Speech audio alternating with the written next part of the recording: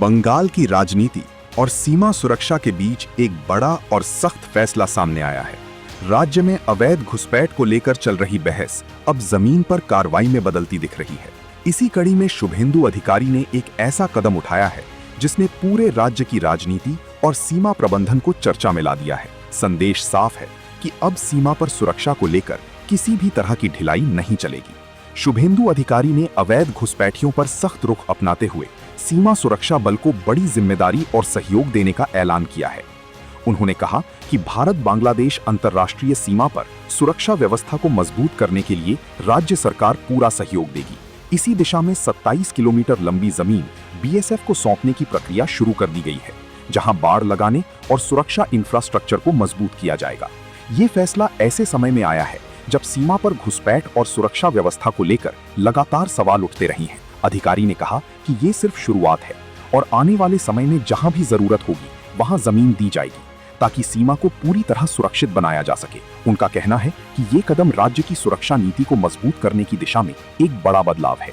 जानकारी के अनुसार पश्चिम बंगाल की अंतर्राष्ट्रीय सीमा लगभग 2200 किलोमीटर लंबी है, जिसमें से करीब 1600 किलोमीटर हिस्से में बाड़ लगाई जा चुकी है, लेकिन अभी भी लगभग 600 किलोमीटर ऐसा हिस्सा है जहां बाड़ नहीं लग सकी है। यही वो क्षेत्र है जहां सुरक्षा को लेकर सबसे ज्यादा चुनौती मानी जाती है।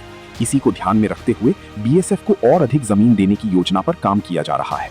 शुभेंदु अधिकारी ने एक बैठक के दौरान कहा कि ये प्रक्रिया जल्द पूरी की जाएगी और शुरुआती चरण में 27 किलोमीटर क्षेत्र को प्राथमिकता दी गई है। उनका कहना था कि 2 हफ्तों के भीतर ये जमीन औपचारिक रूप से बीएसएफ को सौंप दी जाएगी ताकि काम में तेजी लाई जा सके। उन्होंने इसे एक बड़े अभियान की शुरुआत बताया जो आने वाले समय में सीमा सुरक्षा का चेहरा बदल सकता है। इस पूरे मामले में राजनीतिक बयानबाजी भी तेज हो गई है। शुभेंदु अधिकारी ने पिछली सरकार पर भी निशाना साधते हुए कहा कि पहले सीमा सुरक्षा के मुद्दे पर पर्याप्त सहयोग नहीं मिला। उनका आरोप है कि कई बार जमीन उपलब्ध कराने और बाड़ लगाने के काम में देरी हुई, जिससे सुरक्षा व्यवस्था प्रभावित हुई। उन्होंने इसे वोट बैंक की राजनीति और तुष्टीकरण की नीति से जोड़कर भी देखा।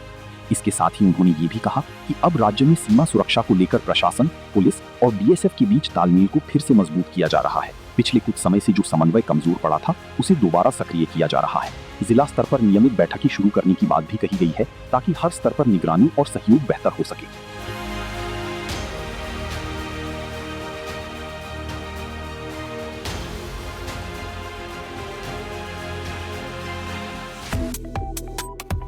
वन इंडिया को सब्सक्राइब करें और कोई भी अपडेट मिस न करें। अभी वन इंडिया ऐप डाउनलोड करें।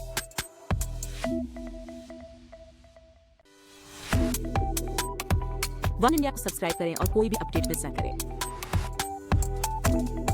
अभी वन इंडिया ऐप डाउनलोड करें।